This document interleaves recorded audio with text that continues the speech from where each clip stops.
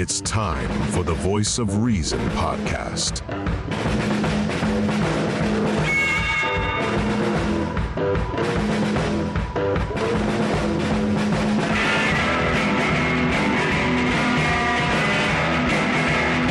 Here are your hosts, Sean Phillips, Andy Van Beber, and Travis Kirkendall.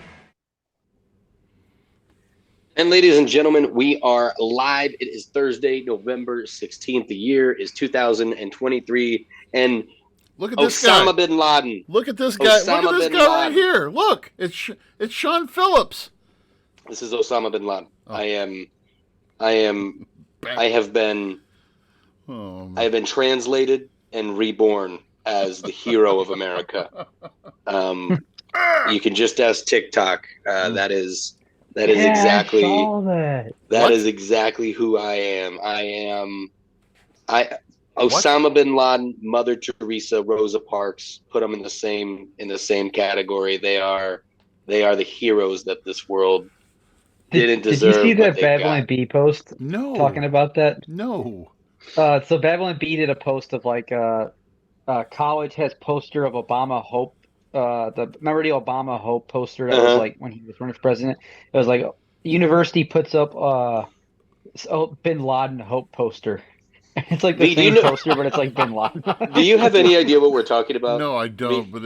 Please enlighten me, please. So, like within the last 2 days, so there was a letter that Osama bin Laden wrote that was on The Guardian, and I guess within the last week, it was translated into English.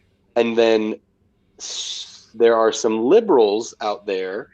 We'll call them liberals because I don't want to use the term fucking moron. They're and again, not all liberals are this way, but this particular then use that term because let's not just say the general liberal. So that's right. You're absolutely right, Travis. These fucking morons said, you know what?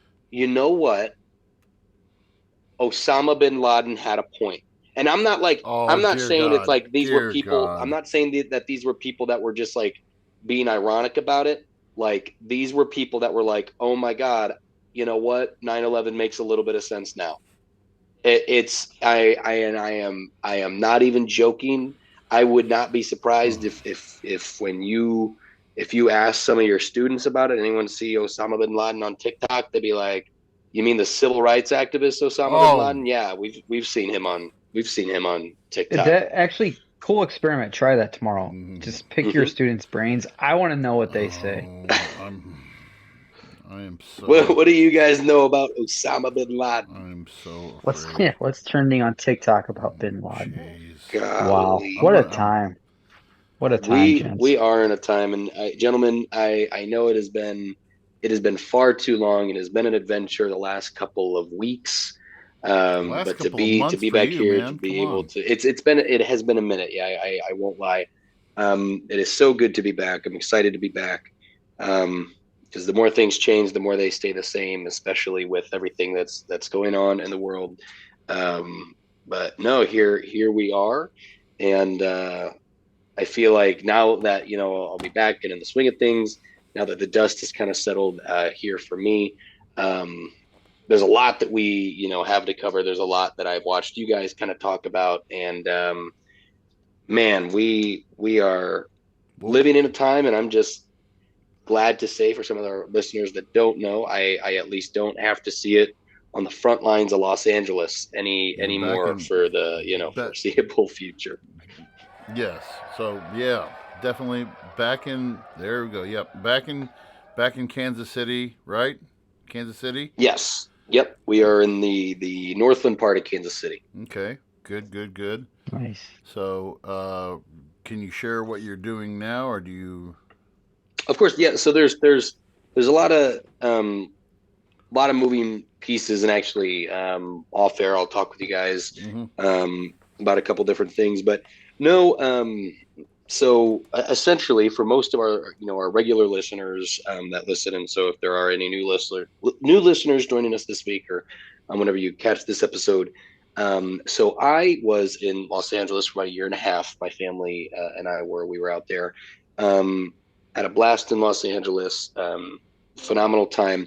a couple of things changed towards the tail end of our time. I would say the beginning of this year, there was a bit of a shift in how work was working, and that was Los Angeles. That was Hollywood in general. Many of you guys know there was the strikes. My work wasn't directly affected by the strike. However, it was affected by the strike, in the fact where I got a full-fledged dose of what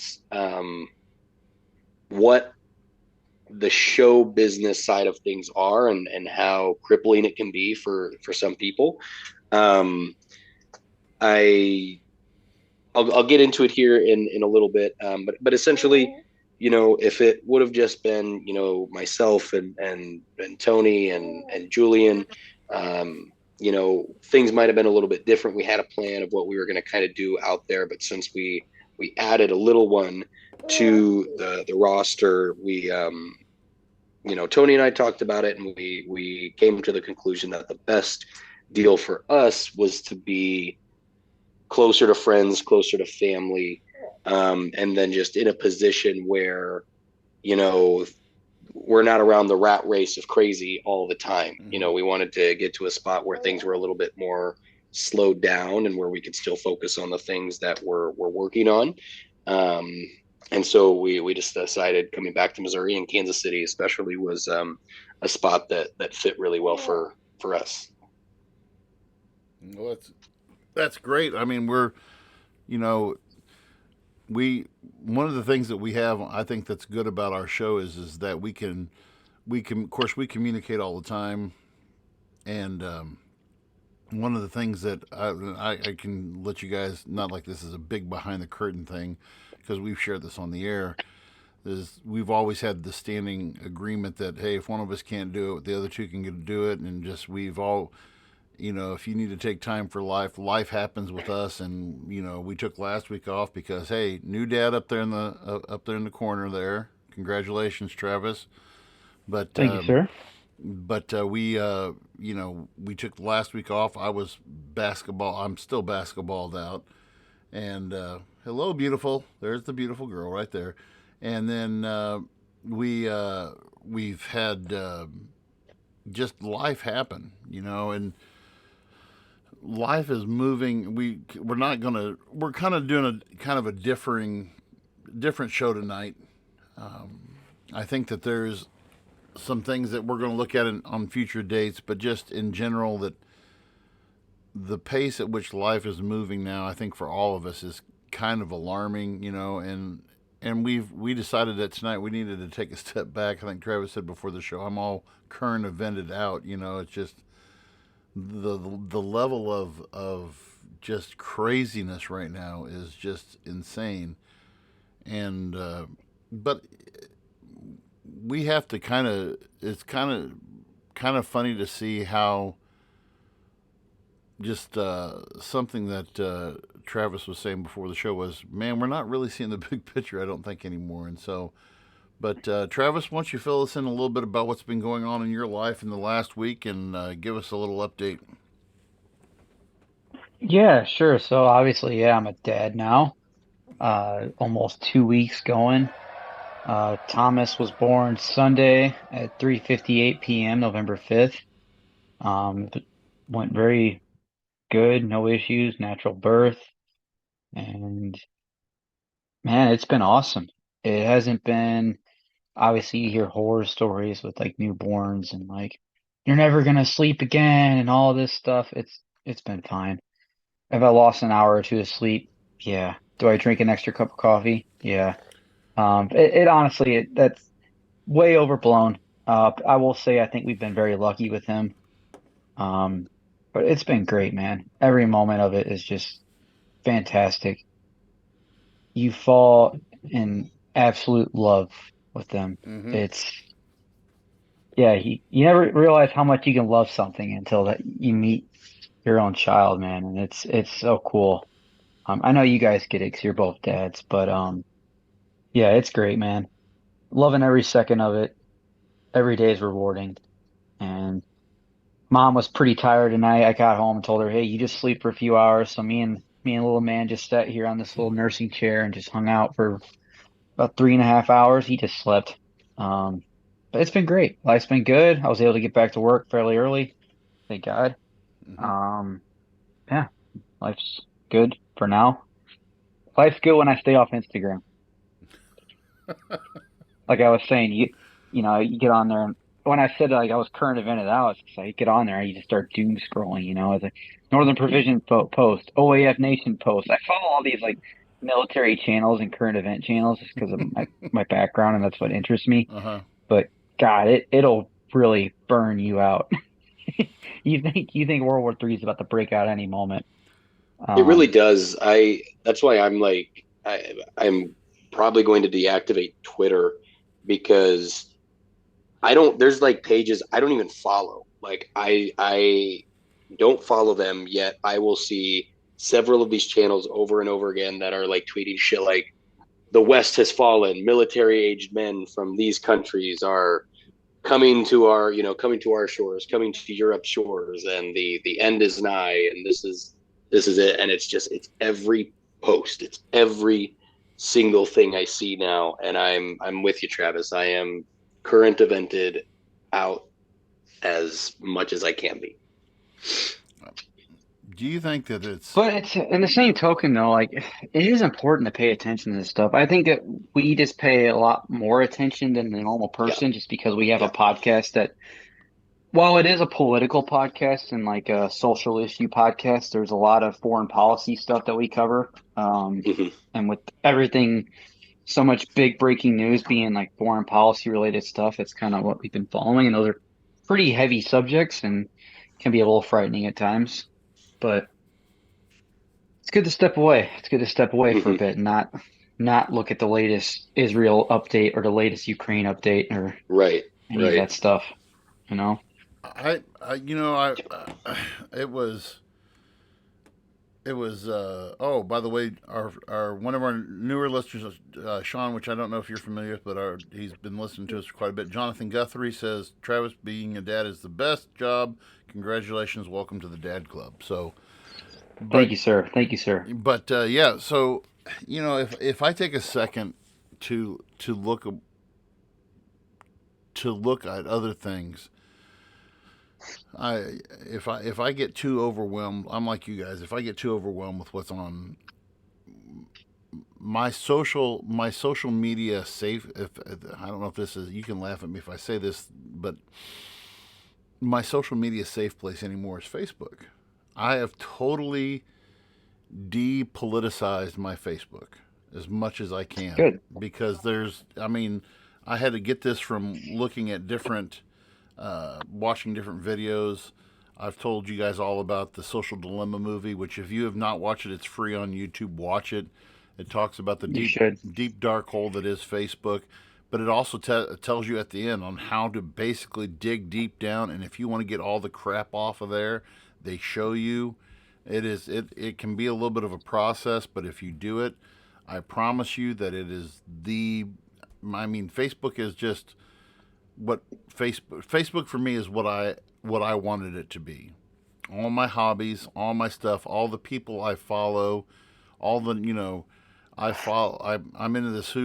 I don't have a musician bone in my body, but I love following different drummers.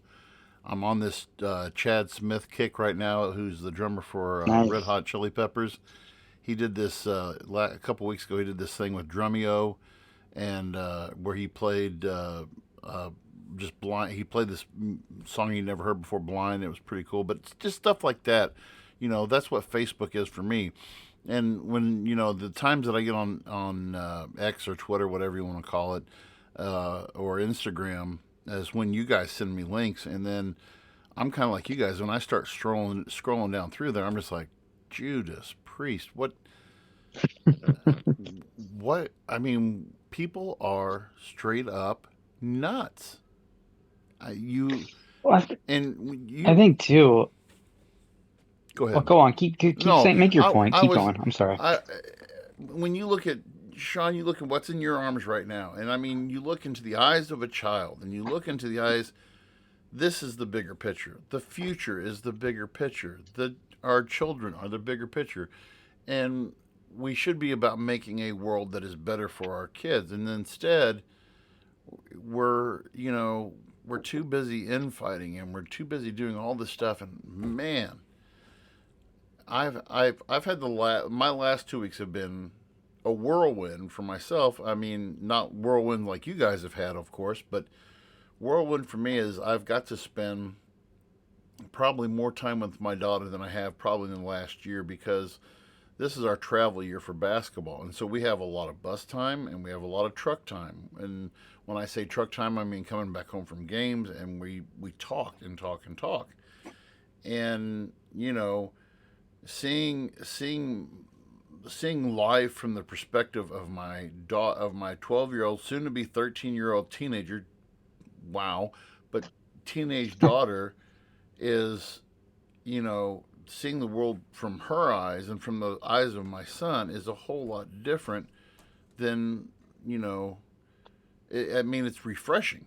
It really is refreshing, because they're not burdened down with all the stuff that we take in, and I take a step back. I'm just like, I just need to look at the world through the eyes of a child, and I think it can be, is it a little bit naive? Yes, it's going to be a little bit naive, but at the same time, man, it gives me something, like you said, Travis, earlier, you never know something. The first time I held Briley on my lap, you described exactly how I felt. I'm sure you described how Sean felt. But it really is, and it only gets better. It only gets better, and being a part of my children's life, it's been an honor watching my kids grow up, and it's hard for me to imagine that, I've got 6, possibly 7 more summers with my daughter living, and then on to bigger and better things, I guess, It goes fast, right? It does go fast. Because you guys were in high school when I brought my kids home, Mm-hmm. and yeah, you made me feel like an old piece of shit when you're like, yeah, Bradley's a teenager, and I'm like, oh my god, like that's crazy. Because I remember whenever you guys did adopt her, and photos when she was a baby, and when you shared those, with us, and so that's crazy how fast. And just to show, it feels like it's gone by. Here's a point of reference, Sean. I'm just going to share a funny story. Walk down memory lane, if you will. So this is for people who don't know me very well, but it's a great story. So we're back in China getting Bryson. And my student teacher, who I had at the time, was also subbing for me, was full-time sub. And she messages me and she says, hey, I think there's been this cheating going on this test that you just gave. And I was like, and I said, can you confirm it? She's like, yeah, I can confirm it. I'm like, okay. She said, do you want to, she says, you're going to take care of this when you get back? I said, I'm going to take care of it when you get into class. She said, well, and it was my 4th hour class. So that class started at 11 o'clock.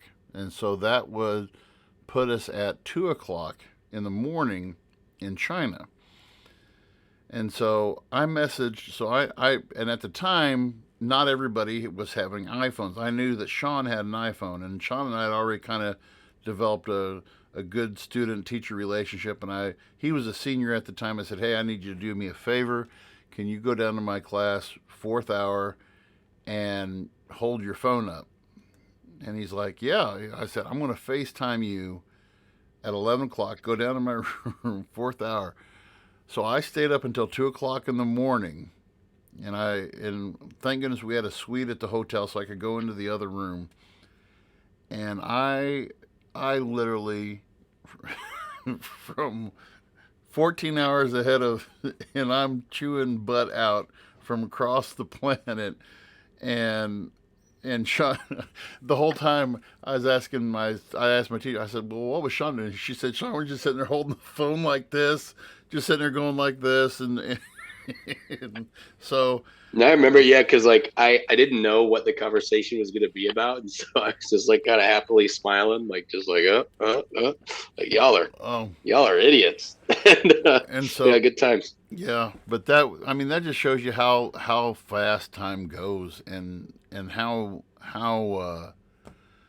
man, it it goes by in a hurry, and I mean I some of these kids who I coach now are coaching my kids, and some of the it's unreal to say that now you guys are what year you guys graduated? You guys were what 14. 14. I knew it was in that neighborhood, but it was yeah. So, but anything? What's and one other thing I want to point out, just because I can, and Sean's on the show this week.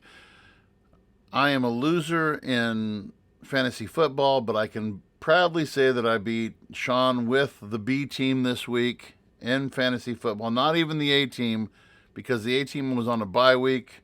Beat Sean with the B team. Only my third win of the year. So, I mean, thank you. But I have fantasy football this year has been excruciating. Except there's one league. So I'm in three. I'm in a dynasty league. I'm in and then two regular fantasy leagues, and one of them is somehow going well, and I don't know how. That was the one I felt was one of my worst leagues, and yet I'm like in second place in that one, and only on the uptick. So the other two leagues, they're a lost cause this year. So I'm just anymore watching football, because my actual team's good.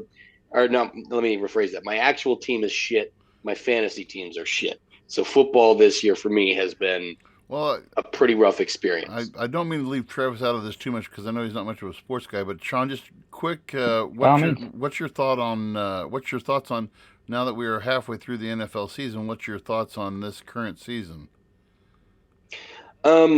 Definitely this season, more than any season, I think it's a toss-up. I could say that out of the NFC, I don't see how anyone that's not the 49ers or the Eagles is in the Super Bowl. I genuinely don't know how.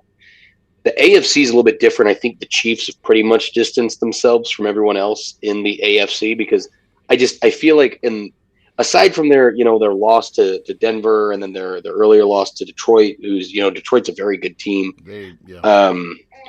But I feel like Kansas City is probably the shoe-in, in my opinion, for the AFC, because it's weird. Like the teams that everyone, and even everyone on paper was like, it's finally these teams' years.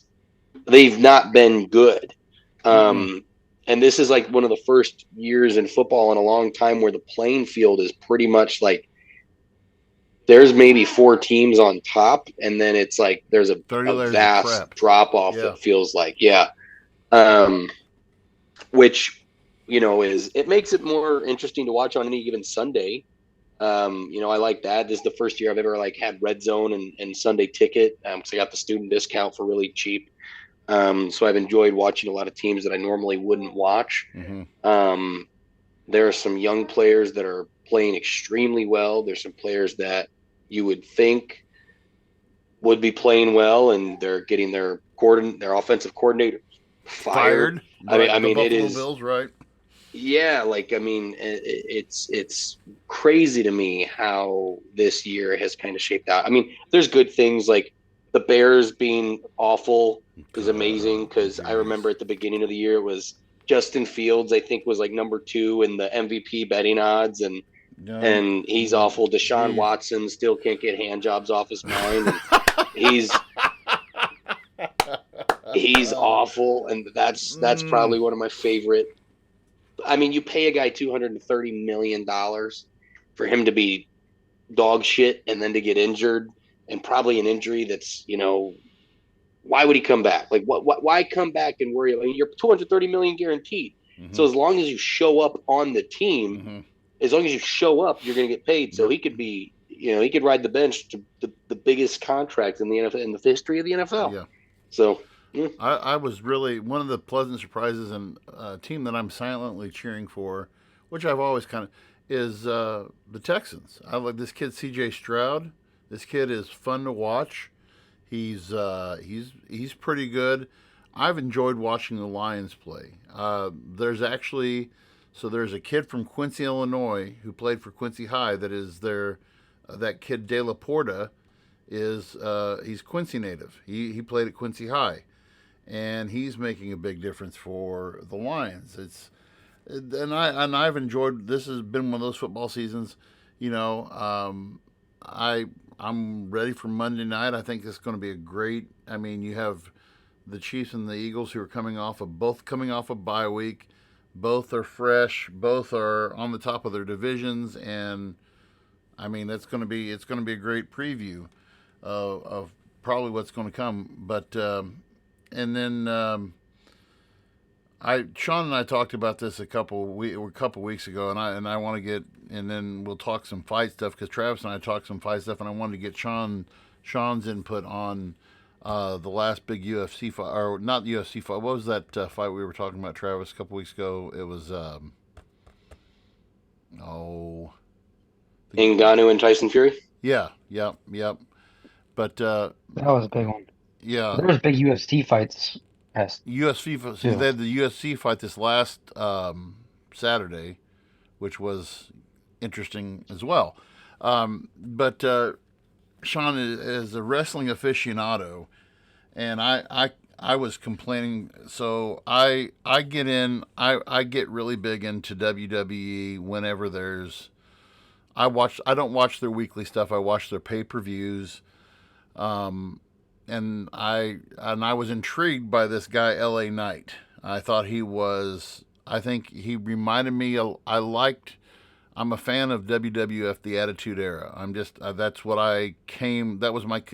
really where I got plugged into WWE, because my students at the time were, Undertakers. They loved Stone Cold and The Rock and all these guys, and D-Generation X and all that stuff. And then they kind of toned down for a while, and now this guy L.A. Knight reminds me a lot. And I thought, okay, going with Roman Reigns as long as they have went with Roman Reigns, and I thought this guy L.A. Knight was coming up, and he was going to be his story.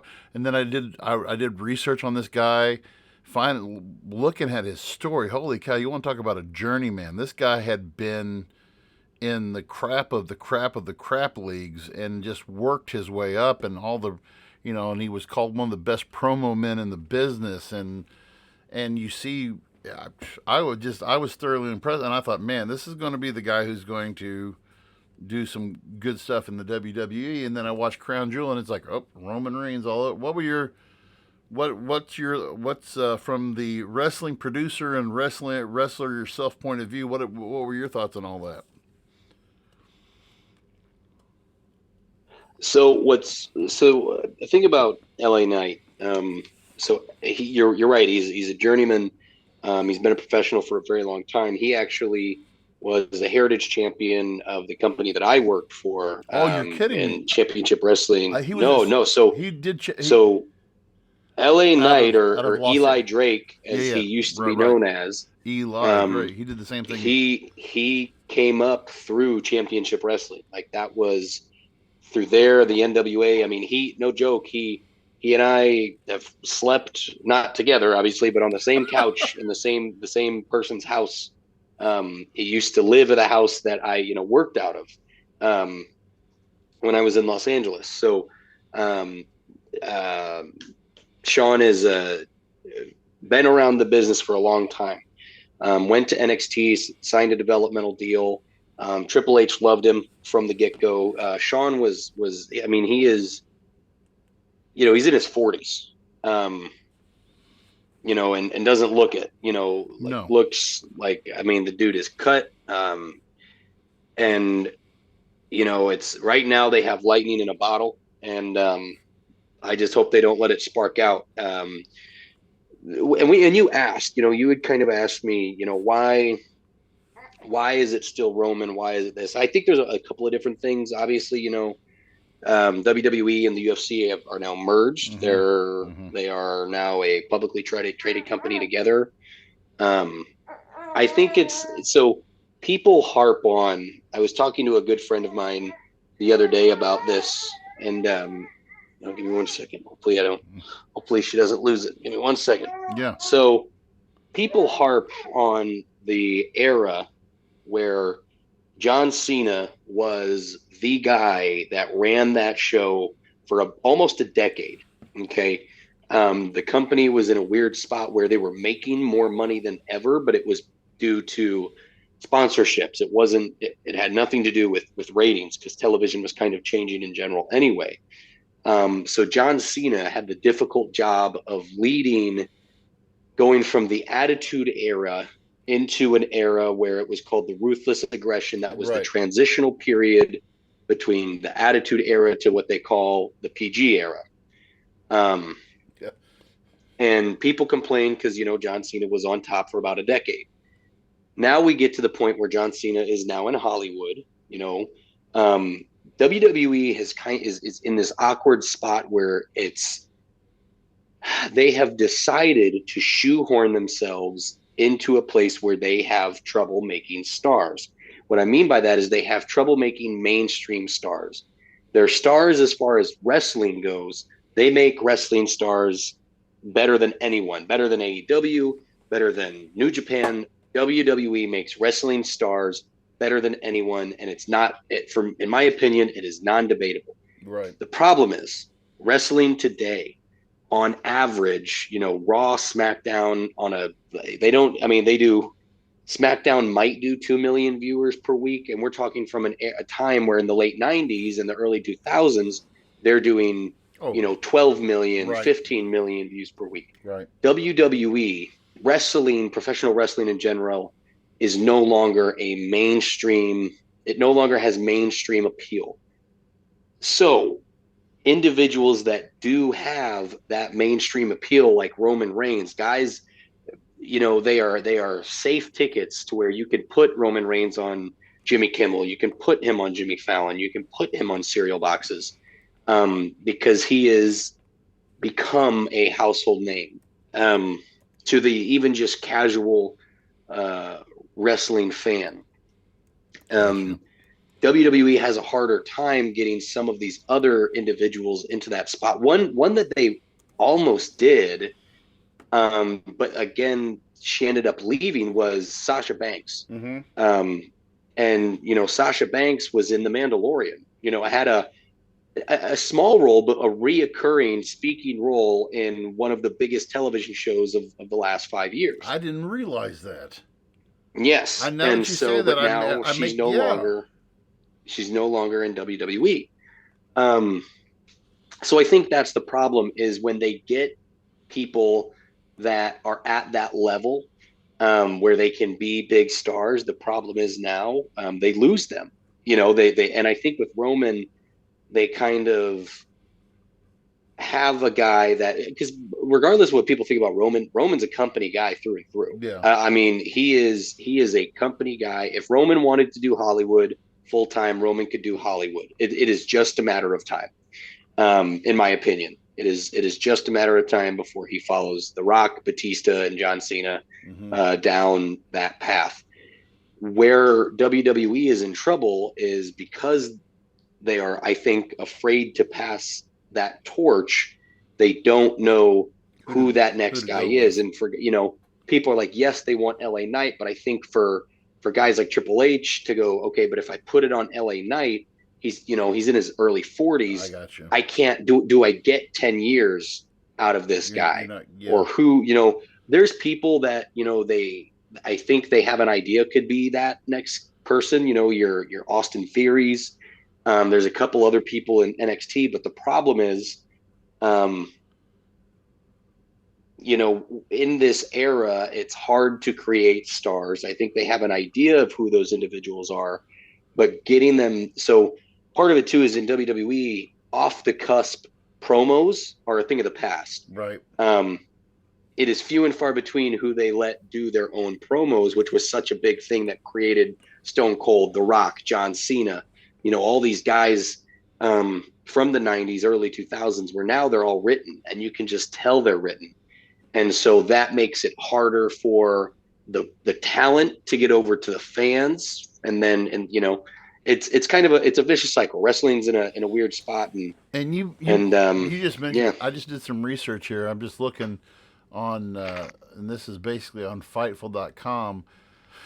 They're comparing all the different, just the numbers in general, and the numbers in general on wrestling it's surprisingly how it is doing it like it. So the first one that they did a 4-year period here in January of 2019.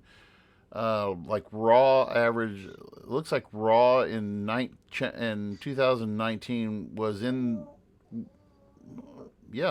pretty much all of 2019 into 2020, into about March of 2020, they were above 2 million viewers. And then you can see when COVID hit, it kind of just plummeted. And now, they went in January of 2019 to 2.324 million viewers to this last week's episode had 1.467 million viewers.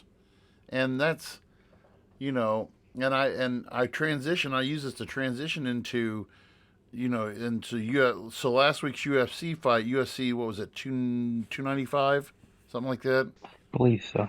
And you had, of course you had a double, you had a double main event. Does UFC do that a lot, Travis? Do they do a lot of co-main events? I thought that was kind of unusual. It's not uncommon. It's just, if there's big fights to make, they make it. Yeah, I would say Jones and Stipe was going to be the big one, but they ended up having a great filler for that. Yeah. It's not uncommon, though. It just doesn't happen a lot. Yeah, I feel like I feel like the way that they kind of do it, and this is no offense to any of those fighters, is if there's someone that they're wanting to, introduce people to, and even like champions, so for example, Demetrius Johnson was arguably one of the best fighters of all time. But I think, if I'm not mistaken, I don't know if he ever headlined a pay-per-view as champion. He was a free fight night guy, and he would be co-main title fights like very, very often. He might have had 1 or 2 pay-per-views where he headlined. For some champions in some divisions, it's not uncommon for them to be on, a pay-per-view as the co-main, where they have, because that's the thing about boxing and MMA is if you have one person, that's a champion or a McGregor, for example, who cares who's on the rest of the card? Well, you can kind of put whatever you want, but this card we were actually blessed with. Even though it was supposed to be Jones and Stipe, there were great fights all night. It was a phenomenal card. It was a good card. And did you guys? I don't know if you guys saw this week, but I caught this off of ESPN this week. UFC 295. I believe they said was the 4th highest grossing fight in UFC history. Yeah. And they sold. They had it Madison Square Garden. Right, it was Madison Square Garden. And I think they had it was Madison Square Garden. They had close to 20,000 for a UFC fight. I think that's pretty impressive numbers for just in the crowd itself, and then to be the 4th highest grossing pay-per-view event. I mean, it was a pretty anticipated fight. I mean, you had some really good characters. Well, I mean, the build up to it was awesome. I was so excited. Okay, that fight. The light heavyweight. How do you say that guy's name? Yuri or. No, Alex Pereira. No, Yuri. How do you say his last name? I don't know how you say his last name. Prochaska, something like that. Sean might know how you say his last name. Yeah, but I mean, and it was kind of amazing that those 2 co-cards didn't go past 2 rounds, right? They were both. No, the heavyweight was over in the first. Yeah, and then the heavyweight was over in the first. TKO in the second. Aspinall and Pavlovich was over in the first round. So yeah, I'll tell you, I I would like to talk about the fights for a minute. Sure, go I ahead. was blown away. So I finally got on and started watching when uh Dern fought God, what's her name? I've seen her fight numerous times. Who did she fight, Sean? Mackenzie Dern? Andrade. Andrade, Yeah, yeah, Andrade. Andrade. I've seen her fight before. She's a great fighter. fucking I killer, could dude. not believe Dern tried to stand with her. I Makes was no sense. Makes blown no away. sense. Yeah, Blown away. I knew it was what was going to happen, and sure as shit it yeah. happened. Mackenzie Dern is one of the greatest Brazilian jiu-jitsu artists, female artists of all time, and the fact that she decided to stand and trade with Jessica Andrade was absolutely fucking crazy to me. This is Yeah, yeah, stupid coaching loss yeah. there. Head Terrible. movement, head movement. Yeah. Yeah, the heavyweight fight, I did not see that coming. That was wow. But this heavyweight, man, anything can happen at Mm-hmm. heavyweight. And then yeah, Yuri and Pereira. Sean and I were talking a lot about this fight before. I love both guys, so I was like really excited, and I was like, I'm not gonna be mad if like one guy loses because I like them both. Dude, just the beginning of the fight, the stare down Mm-hmm. between those two. Dude, I had goosebumps. I was so excited for that. I was on the edge of my seat. You got the Samurai Yuri and then like the Aztec Pereira just like staring at each other. That was so cool, dude. You know, Um, one of the coolest things about the fight game, Travis, I'm sure you get the same way. V, I'm sure you are too. And it's the same thing. It's for WWE for me in big matches. It's certain, you know, the kickoff of the NFL season for me. Big fights. Do you guys ever like you get nervous? Like you're watching on the couch yeah. and Oh you're just yeah. like you're almost like shaking because you're like, oh shit, what's gonna happen? Oh, and like there's Yeah. it's it's I few was and on far the edge between. of my Yeah, seat for that one. yeah, it's few and far between that. You know, you get that feeling with something, and that's why you know people are drawn to sports. I would say one of the best things about this past year in LA was my family and I. We went to a ton of soccer games. We went to a ton of LA Galaxy games because we were able to go for free. Right.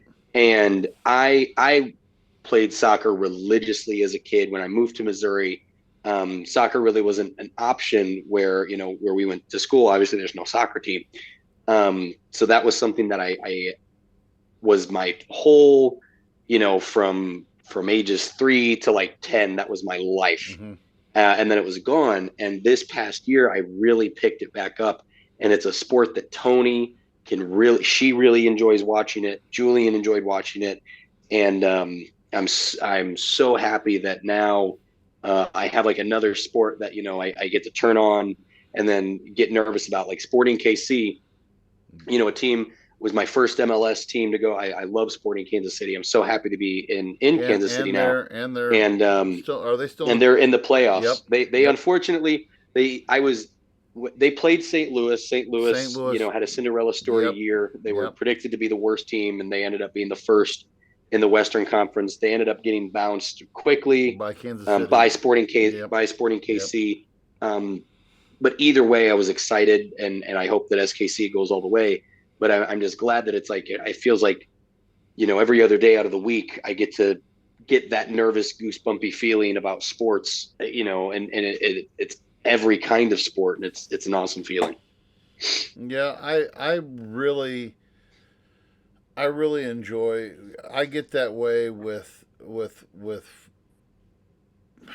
more football than I do anything else, because for me, football is the sport that I concentrate on the heaviest. And then I get in, like I said, WWE is where I go as my go to. And then, you know, I used to be bigger into baseball, you know, but baseball anymore is just, it's lost its, they're taking away Mm-hmm. so much from the game with these clocks and the speeding up, and just let them play. Baseball needs steroids again, man. To Baseball make it needs interesting, right? steroids. They really do. That Yeah. was a Like great era of baseball. Let baseball, them you take know, whatever they want. Everyone pays baseball's to see home runs. Come on. yeah. And the thing is, baseball is the one sport where it's like, you know, CTE ain't really a thing. Like, you know, Yeah, like Did UFC, Mark I could McGuire see beat why you anybody don't yet? want steroids. A guy hitting a baseball, like, come on. Yeah. Do you guys, since we're on the sport thing, I actually was looking at the numbers, the covers for the UFC fight last week, and who were the favorites and everything. How much of an impact do you guys think sports with the new? I mean, I shouldn't say new, but it's really developing now with sports betting on the rise. With all, I mean, everything from MGM to uh, FanDuel to all, DraftKings. How much of an impact do you guys think that sports betting is having on the popularity and just what's going in sports in general? What impact do you guys think that that's having on sports? I think it's increasing popularity for sure. I mean, I know UFC is always showing the odds, and your fighters are always promoting it and stuff like that. I think it adds to the experience. I don't personally do it, but I think someone who's investing money in that, like it adds to the experience, the nervousness, I know Drake's a big fan. That dude's always dropping like Oh huge bets yeah, on he it and is. stuff. That's like always one of the big things. Who's Drake betting on this fight? You got the Drake curse. Well, Yeah, the Drake curse. But I think it's mostly good for sports. Boxing's I think it gets a little shady with some of their betting because there's some questionable decisions in boxing. I well, mean, you could say the same for UFC, but boxing's kind of well. in a rough patch, in my opinion. And we we had that conversation a couple of weeks ago too, Travis, about how boxing is kind of not to be too punny here, but I mean they have really boxing I think has kind of taken a black eye lately with well not lately but in the past but has with being okay are the fights fixed or this are is the fix in because it's people say it's the easiest thing to manipulate and I don't agree with that but um, I it just depends on how big the name is and how big they sell it I think anymore with boxing Well, but I don't I think, go ahead Sean. and for me, boxing, where boxing struggles, and I'm gonna blame Floyd Mayweather on this. The problem with boxing is it got a little bit better the last 2 years. I will admit that it got a little bit It better did. the last 2 years, and I think they realized they had to. So if you go back to like some of the golden era, of boxing, when you got your Muhammad Ali's, your Mike Tyson's, some of these heavyweights that were, legendary Right. legends of the game. If you go back to even like in the 40s, 50s boxing, there was an era where you had world champions that had 8 losses on their record. You had world champions that, were just guys that were dogs and would go out there and sometimes they'd win, sometimes they'd lose. There were grudge matches and it was amazing. Boxing for the The longest best time, fought the thanks to best. thanks to Floyd Mayweather, it was if you're not undefeated, you're not in the conversation. Right. You would have guys that again, people would arguably say like, oh, this person could whoop that person, but they lost one match when they were 17 years old. And so they're not in this title contention. So then you had guys like Floyd that were approaching 50-0 that were bullying these 19-0 people because he was only fighting undefeated. And that was the problem with boxing is that people were I feel like were too afraid to potentially have a loss on their record, and because of that we were robbed of like Floyd and Manny Pacquiao could have went on to have a trilogy if they would have just fought back in their Yeah. primes, Oh my gosh. and they didn't. Um, I think boxing got a little bit better with it, especially in the heavyweight division. I think it's getting better.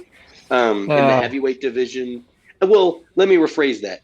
It got a little bit better to where you have now, aside from like Fury, a lot of the top five heavyweight boxers in the world, they all have losses. So they all now yeah. have to go, you know what? Like, you know, I Now hope they that have to. They this, to a point they yeah, have to fight each other. like now it's like okay, because they all have losses, now they have to go, okay, who is gonna Fury fight next after Usyk, unless Usyk beats him. So I hope that, we get to that point in boxing where we can just have good fights again. We can have people say, you know what, I'm not worried about stat padding, I'm not worried about record padding. I want to fight anyone who's considered a top 5. If I'm the champion, I want to fight anybody in the top 5. If I'm in the top 5, I want to fight anybody to get to the champion. To move up. And I hope because you know what, people can talk all the shit on some of the matchmaking that the UFC does. At least the UFC will say, hey, if you're the number 10 guy and you want to fight the number 2 guy, well, let's fucking do it. And then guess what? 9 times out of 10, those guys are just going to do it. And that's what makes the UFC so, like I remember one of the big breakthrough fights of all time was when Nate Diaz beat Conor McGregor for the first time. Conor McGregor was already a champion, was considered at the time like the number 2 pound for pound fighter. And then he was like, yeah, I'll fight Nate Diaz on 2 weeks notice. Who cares? Nate Diaz being Nate Diaz said, I'll fight anybody, shocked the world. And they had their rematch again on one of the biggest fights of all time. So that is what makes the UFC so appealing, is people can lose on any given night, but they're still going to get another shot. Look at Pereira. He got knocked out at middleweight, and then 2 fights later, he's the light heavyweight champion. See, and this you're able to bounce back. And as an outsider, and I consider myself still kind of an outsider with UFC, but with UFC, you can get, I think you have so many big names. Yeah. With boxing, Travis throws these names at me, and I don't know a lot of these guys in boxing. When I was a college guy, and Floyd Mayweather was just coming onto the scene. Okay, you still had Tyson, and you had why have I just had brain farts? But like when Foreman made his comeback, I still remember watching that fight when Foreman shocked the world. He was like 52 or 53, has a win, and you just don't see, to me in boxing, you just don't see those larger than life figures anymore. These champs who stay around for, forever and make a name for themselves. Well, no, these UFC guys, you can go down a laundry list of all these UFC guys, and I think they're recognizable by their name because, like you said, guys, that, hey, number 10 guy, you want to go to number 2? Boom. Okay, let's go. And I think UFC guys have done a much better job, especially now, of like getting a character and like marketing themselves than a boxer has. Yep. I mean, like I think reference Yuri and Pereira. Like Yuri is like a real life samurai. The guy like posts videos of him with a sword, meditating, all this stuff, and he got Pereira that dresses up in like the full battle custom headdress and stuff. You see him shooting bows at stuff. Like they play like these larger than life characters on social media, and then and then they back it up. I think they just market it so well. That is exactly, you just hit the nail right on the head right there. I love it. I love all of it. It's how, exactly. It's how they market it. UFC, the fact that they've done 295, I can honestly tell you that I watched the first 10. We would all, the first, I still remember UFC 1. I remember Tank Abbott. I remember Hoist Gracie. I remember these guys who just went in there and pounded the holy hell out of each other, and there 3 times in one night. It was a lot less back then. And it was a tournament. It was a tournament. So these guys come back out there, and Ken Shamrock. Holy cow, Ken Shamrock. That guy. And UFC still continues to make, even though and whoever, whatever. How long has Dana White been? He's been there from the beginning. Dana White has become a smart businessman because he said, I'm going to do this thing that nobody else has done. But then he wants to recognize, okay, if I want to make it bigger, and I remember when people started criticizing him, okay, you're going to put these rules and all stuff. No, you'll lose. But he's only grown that thing. It's a multi-billion-dollar business that he's grown it into because he's smart, and he realized, okay, if I want to be, because at the time UFC, I think you could only, when UFC 1 was like, there was only like 2 states that they could actually fight in because of how brutal it was. And then when Dana White's like, okay, I'm going to sit down, we're going to we're going to have judges, and we're going to sit down rules, and we're going to say what you can do, what you can't do, where you can strike, how you can strike, And I think that, like you said, Travis, it's how they market it now, and it's just people go to these things, and whenever there's a UFC fight on, people are, they're watching it. So, hats off to those guys. Yeah, for sure. Anyway, wow. The clock on the wall says 10 o'clock already. I knew it would go fast. That's how you get it done. That is how you get it done. Fast, too fast. Travis, let's see the boy. Come on, let me see the boy. There he is. Little Mr. Kirkendall right there. Handsome little fella. Hey, you see it here first. You got the future arranged marriage right here. Right there. There's the bride. There's the groom right there. We're going to see it. I'll call it in 20 years. They're both Van Beber and Son's going to be DJing that gig, so we'll see what happens. No, my goodness, I am so happy. They might just grow up together. Fantastic, fantastic. Yeah, we're so thankful, and thanks for the comments tonight. And man, anything else we're going to add tonight before we sign off? No, again, it was so good to catch up with you guys. I'm happy that life is back into a regular routine, and I can't wait till we get back and hit the ground running with some really good topics next week. I'm excited. Yep. So for Travis Kirkendall, Sean Phillips, I am Andy Van Beber. Thank you all for joining this week. And as Sean always says, be a friend, tell a friend, share with a friend. Catch us on all of the social media outlets that you can. We're on it.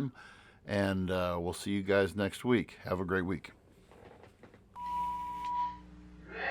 Thank you for listening to the Voice of Reason podcast. Be sure to check out our other content on Facebook, YouTube, and TikTok.